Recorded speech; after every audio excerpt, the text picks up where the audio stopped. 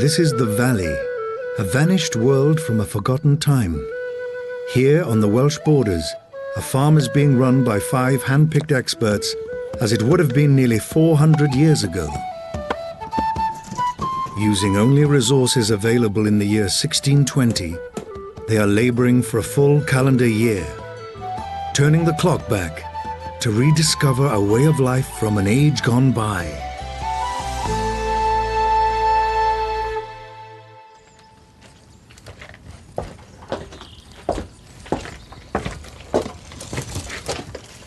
It's January now and it's our 5th month working on the farm, and the weather outside is pretty cold, wet and miserable. We've had to bring the cattle in, so that means we're mucking out once a day, which is a pretty strenuous job. But the biggest thing we're doing this month is harvesting our timber supplies. We need all this lightweight stuff for things like the copper to keep us well supplied with hot water, and it also will supply us with timber for the main fires in the hall and for doing a lot of repair works. We need it for repairing tools, for doing little bits of building work, which is a good time of year to catch up on. Now, great thing about the wells, it's one of the few bits of water that doesn't freeze up on us at this time of year. And a good supply of hot water from that copper is essential. But our biggest task of the month is the hedge laying. We've got to get those boundaries stock-proof before the spring, and this is the time to do it, when the leaves are off and the animals are away indoors.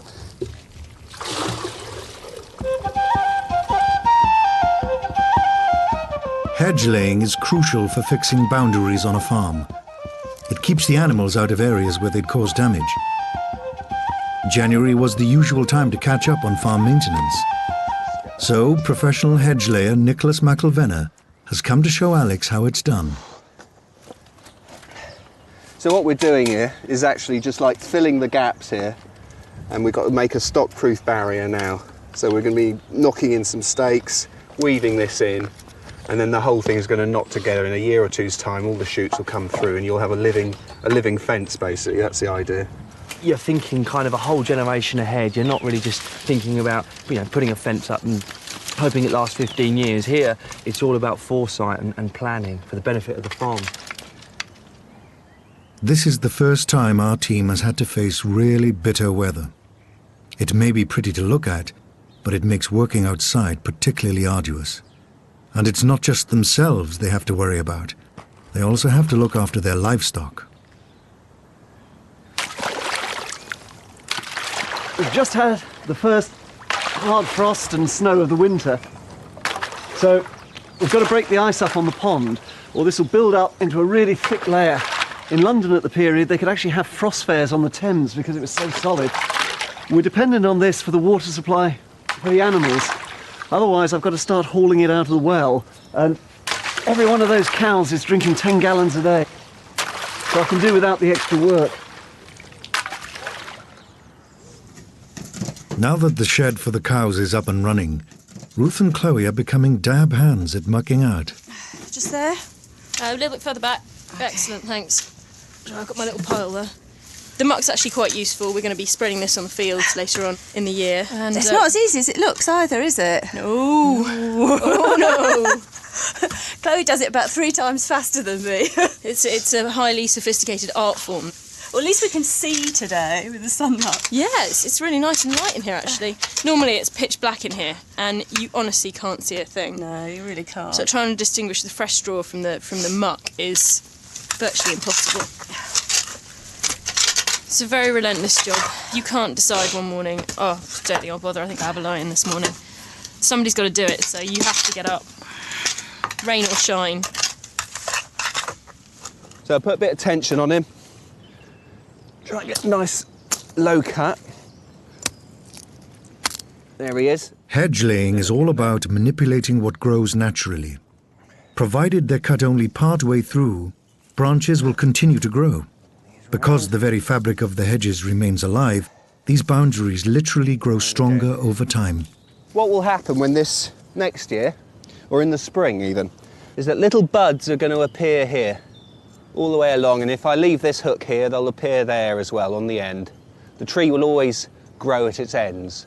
So that's why I'm going to chop the end off here as well. Yeah.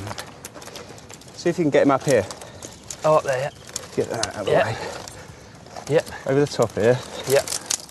Oh, I'm with you. And Christ, then I back didn't down. realise- God, they are flexible, aren't they? Yeah, they are.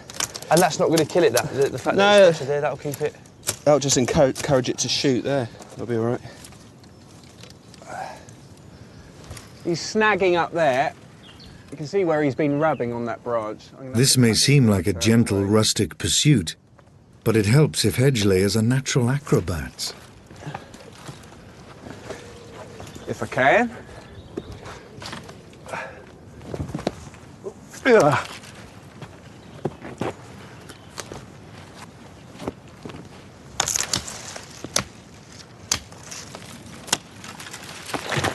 Of course, today, hedging is considered a skill, but back in the 17th century, it's just simply one of those jobs that you'd have to get done and you'd have to know how to do it. And, of course, the skills it involves are very similar to many of the other jobs that I've been doing, in particular thatching as well, working with the hazels and the gads. So I'm beginning to consider myself more a jack of all trades rather than a master of one. Farmers had to be especially versatile to turn a profit. And at this time of year, a rather unusual harvest made for a lucrative sideline. Oak apples are created by a wasp that drills into the bark where it's thin on young oak trees and lay a grub inside the lump that the tree produces to protect itself. The oak apple is very rich in tannin, and when mixed with a substance they call green copperas, it would produce a black dye that was used either for dyeing cloth or for use as ink. In the reign of James I, about 1 in 4 people were literate, so the ink was becoming increasingly useful for writing.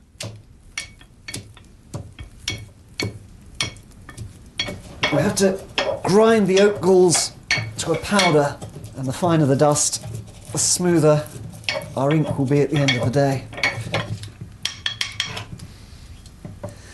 We now take an old vessel to mix in. This ink is poisonous, so we can't risk anything we're ever going to cook in again. And then add the green copperas.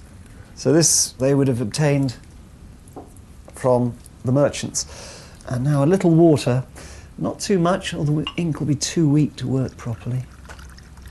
Whoops. And then just stir. And so, simply and easily, we have ink.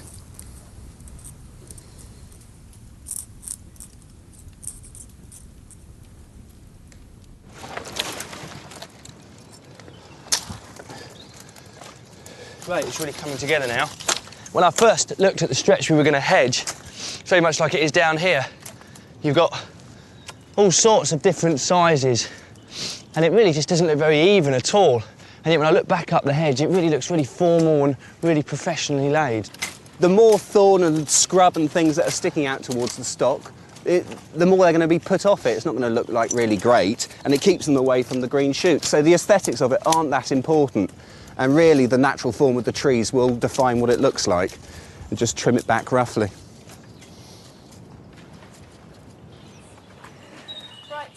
Without modern utilities, 17th century farmers were not only governed by the yearly agricultural cycle, they also had to keep to a strict daily pattern. Here in the valley, the last job before the light goes is putting the cows to bed. Oh, it's Spooder. In you pop. Come on, you. In you go. Good boy. Good boy. But the end of daylight doesn't mean the end of the working day. There are still jobs for Stuart and his son Alistair to be getting on with. There were many tasks that needed doing when you were fairly exhausted at the end of a long day and just sitting by the fire. Repairing the family's shoes was one of them. Every time I put one in, the next one bounces out. One of the best sources for the farmer's typical working day is a fellow called Gervase Markham, who was writing in 1613, and he described a slightly idealised plough Monday. This is the first ploughing day after 12th night, so early January. And he goes through from getting up well before dawn and going out with your lantern to tend to the stock, right through to the evening, supper time at 6, and then sitting by the fire, crushing crab apples, mending the shoes, before you have a final trip out, check the stock are bedded down well for the night, and you turn in about 9 o'clock-ish, get a good night's sleep because you're going to be up again at about 5 or 6 in the morning. I think if you actually tried to follow his regime to the letter, you'd probably collapse from exhaustion within a few months, even somebody who's used to it. But if you take it with a pinch of salt and add in a bit more sort of social drinking and all the other activities that we know there's a lot of evidence was going on, you're getting a fair idea of the pattern of the working day.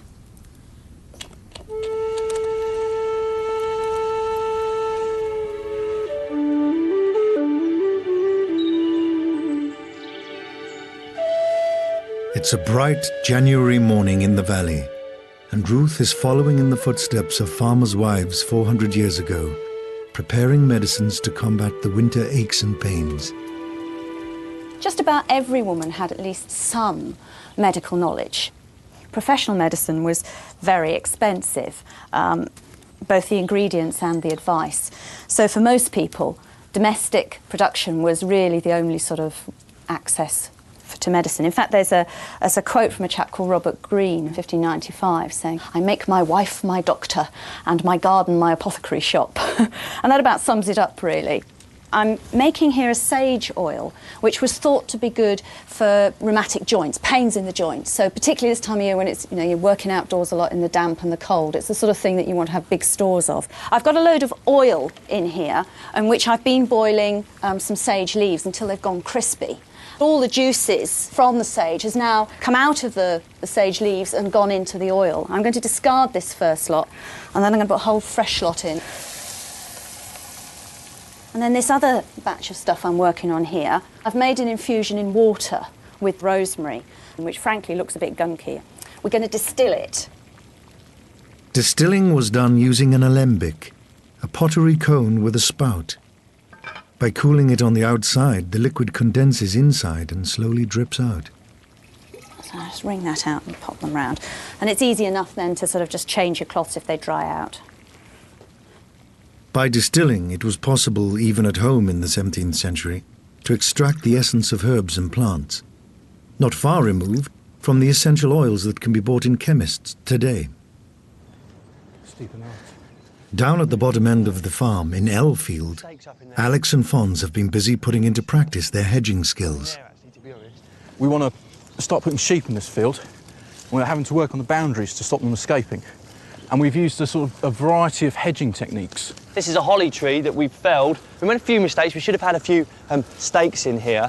One of the big problems we found with live hedging was the fact that if you leave the hollies for too long and they get too thick, they become immensely brittle and they're really hard to work with. And that makes it really difficult to wind in all these branches. But we've created a fairly robust boundary. I mean, this is, as Fons says, it's only for sheep. But this runs quite nicely into our dead hedge, which goes down here. And the problem here was that we didn't have any species at all to work with. So we chopped down some oak, we've chopped down some birch as well. What we've done is we've broken it all up and just, I suppose, just experimented, really. Yeah. Hedgers were fast workers, according to Gervase Markham's farm manual. He specifies that a good dead hedger would accomplish around 32 feet a day of hedgerow 5 feet high. Now, I'm going to be fairly generous to the chap, and that in reality, if I'm standing up here level with the hedge, it's only about 3 feet. And he says that anything shorter than 5 feet and not as thick as it should be for cattle, maybe we're looking at about 65 feet a day for one hedger. Now, how long did we take on this? We took a day and a half to do this. A day and a half. Between two of us. Yeah, we've got to get... But we are getting better, aren't we? We are getting better, but we've got lots of practice. There's many fields that need the hedges sorting, so yeah, we better crack on, Fons. Yeah.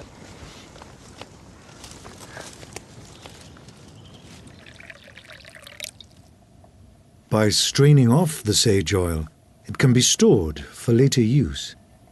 I'm just going to put it to one side to cool down, and then I'll pop a lid on it. As well as the oils and distilled waters, a farmer's wife of the period would have been able to make a whole range of other preparations with the herbs. Pills, troches, which are a bit like sort of lozenges, syrups, electories, which are things preserved and boiled in honey. I'm going to do a salve next for putting on open wounds and sores. The main ingredient is elder buds, considered especially good for cooling wounds and preventing infection. To them are added some candle wax and a good dollop of pig fat. Just want it all to sort of melt together, so I'm going to take that straight off the heat, give it a bit of a stir, and then I shall put it straight away into a little pot to set solid.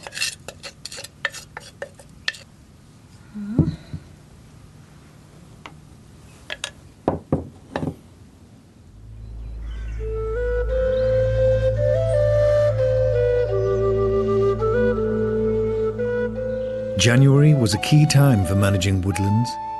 Wood was one of the most essential elements in people's lives and an important cash crop, vital for everything from building to keeping them warm.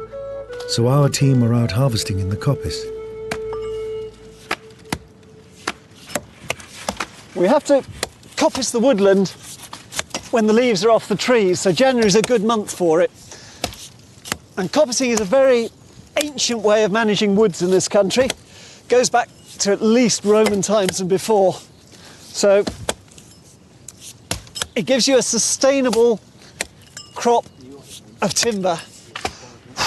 The idea is that you knock the tree over, cut it off, and it will then reshoot from the base. If you planted a hazelnut, then that tree would grow to maturity and die in about 150 years. But you can find in corners of this country the stools, the bases from which hazels that are coppiced still regrowing, that are 2,000 years old. The wood has a multitude of uses. Everything from bundles of faggots used to fire up the bread oven to timber needed for construction. If you were to pop down your local DIY store, there's normally a couple of shelves dedicated to different types of doweling, different thicknesses of wood. This is essentially what the copse is doing in the 17th century. For example, the hazel here. You know, you can take off your 1 or 2 year shoots, which are very thin and very flexible, or you can take off your 7, 8 year shoots, which are a little bit thicker, and then finally you'll go up to something that's maybe 10, 15 years, and they all have different uses. The use of wood was so great at this time that timber supplies in Britain were dwindling. So much so that the government began to impose restrictions. You're also leaving, by law at this period, 12 large trees for each acre, because you needed big timber for things like ships to protect the shores of this country.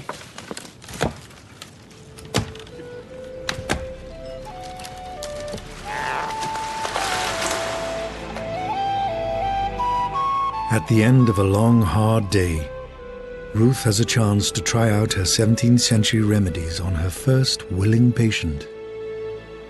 This is the elder salve that I made her before, with the buds and the pig fat and wax. Do you want to give me your finger? Yeah, I clouted the top of my finger the other day with the mallet, and it keeps opening up. And what's happening, in fact, is that it's making the joint sort of swell up as well, so restricting movement. All right, injury number 1 out of the way with. All right, you got more, have you? Indeed, yes, I have. There we go then. A lot of the force I'm using the bill hook with is going right through my elbow, and I do suffer from what today is called tennis elbow. I suppose it must have been called Hedger's elbow at the time. Hedger's bill hook. But yeah, that's been chronic, especially with the cold. So I'm really suffering there. So I don't know what you've got in your box of tricks. Well, I think probably some sage oil. You want us to roll your sleeve up? Right, sorry about cold hands. That's all right. I'm just gonna rub it. Oh, you might want to rub that on yourself, actually. Do you want to just rub it in? Just give it a really good sort of massage into The physical labour it's beginning to take its toll on me. And you wake up in the morning and the arm's a bit creaky, and my back as well. When I get up, I find it really difficult just to bend down to get my socks on. But hopefully these ointments will work. Fingers dealt with, elbows dealt with, but Right. it's the chesty cough is another one that I'm suffering from at the moment. So. The medical thinking of the time held that people were made up of 4 elements, or humours. Coughs and colds were thought to be caused by an excess of the cold, wet humour, phlegm. And what I'm going to do is give you a mustard plaister. You know, like in that nursery rhyme when Jack and Jill fall down the hill and they bandage his head with vinegar and brown paper? Well, that's a plaister. I've got some mustard and honey here. And this is going to be bound onto his chest. It's going to be pretty sticky. I'm gonna smell like a gammon ham once this has been on me. I think you are. If we were a wealthier family, of course, we'd probably sort of, you know, make you up some pills with things like ginger and pepper, you know, which were also hot ingredients, but really, really pricey, whereas this is pretty cheap, really. Here we go. Oh, you're going to love this. Ready? Yeah, okay, go. Go. Arms up. It's cold. It really is. I thought it was supposed to be hot and dry. Well, it will be in a minute. There we go. You're right there. It's cold. Have your shirt on. I've used these sorts of housewifely medicines for quite a lot of years, really, in some way or other. And some of them work. Most of them, though, are really placebos, to be honest. Mind you, one shouldn't underestimate the power of a placebo. Especially when it's dripping all down my belly as well. And it's not bath night for another 5 nights.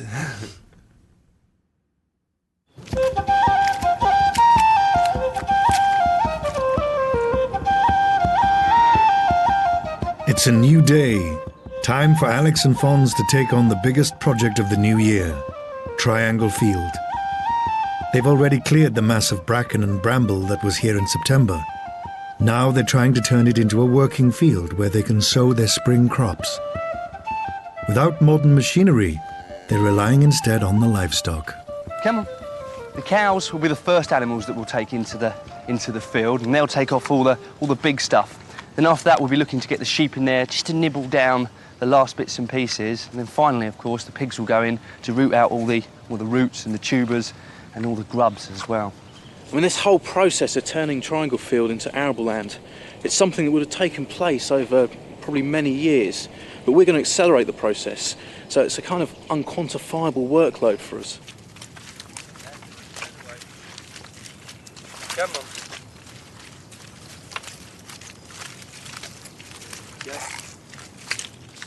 While Alex and Fons get busy, Stuart is rustling up a good winter dinner.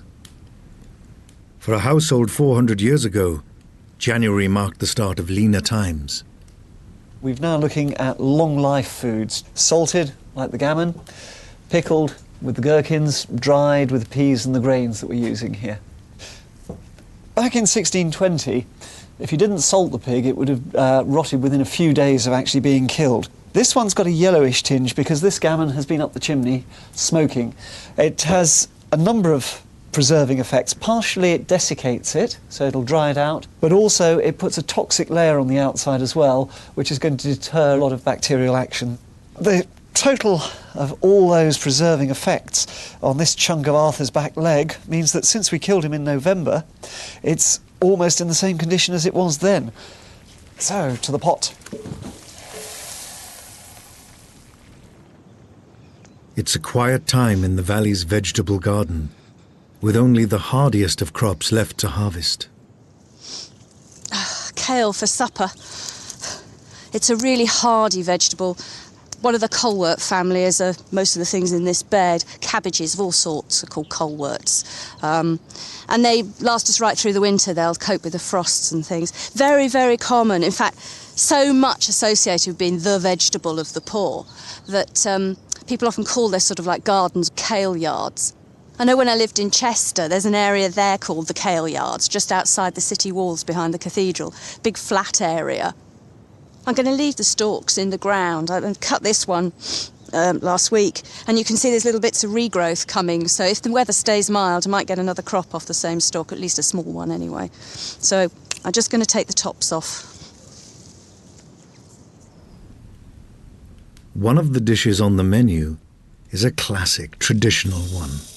Peas pudding. I'm not going to put quite the whole amount in, and that will be far more by the time it's full of peas pudding than we need. But as the rhyme says, peas pudding hot, peas pudding cold, peas pudding in the pot 9 days old. There's references to people at the period cutting a slice of peas pudding like you might cut a slice of cake and just putting it in their pocket and going out for the day.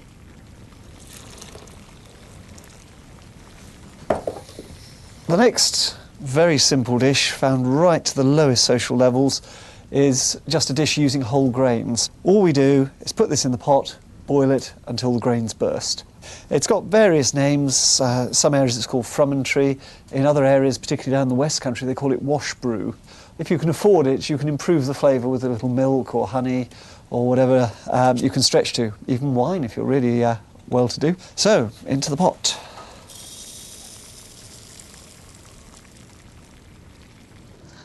Pretty lean time in the garden at the moment. Not much left in here. I've got a few root vegetables still, some carrots and parsnips. I've got some leeks coming. They're still too small for harvesting, but come spring they'll be ready. Don't really want to be out here that much, because if you walk on the soil too much, you compact it down and lose all the air spaces, and then things don't grow quite so well. So I've got some winter pruning to do. The gooseberries, they're getting rather overcrowded, so I shall be taking quite a lot of the wood out of this one. Make a nice open framework so lots of air can get through, and that way we'll get a really good crop, hopefully with no mildew on the fruit.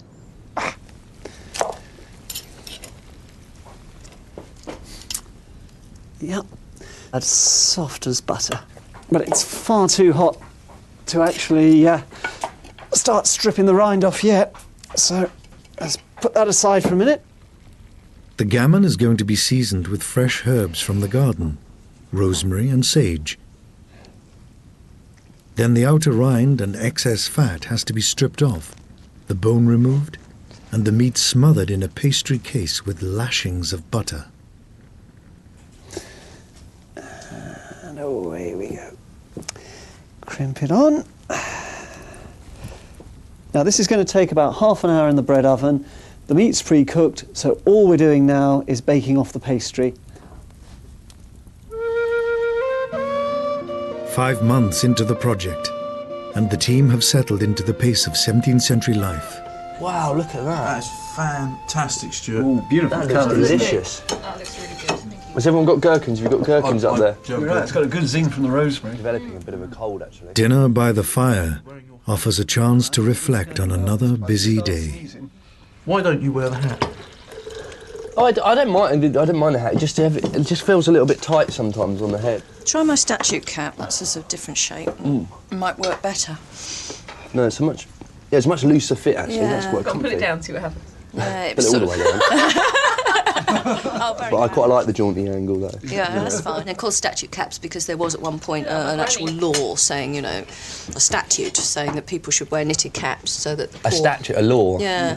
A hat law. Yeah. Excellent. Everybody, it was supposed to be, everybody except ladies, gentlemen and ladies' maids were supposed to wear knitted caps, and that way poor people could knit caps and make a living. January's gone well for the Valley team. They've yet to shirk from their relentless physical labours. But how will they fare as winter drags on, with snow on the horizon? Next time on the Valley, it's February. A heavy fall of snow transforms the farm. Building a lavatory, 17th century style, of course. And it's time to bring the sheep in for a thorough checkup.